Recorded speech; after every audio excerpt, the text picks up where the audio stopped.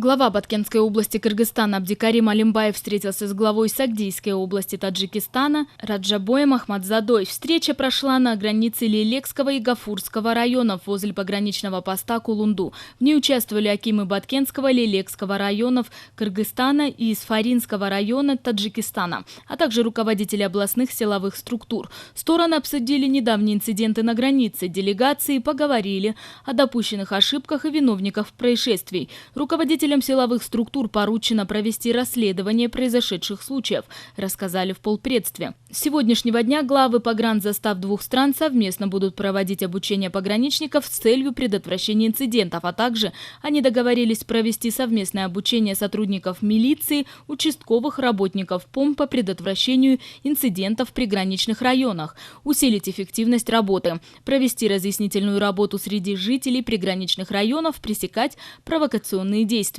обменяться материалами правоохранительных органов по приграничным конфликтам, проводить подобные встречи на уровне глав областей дважды в месяц.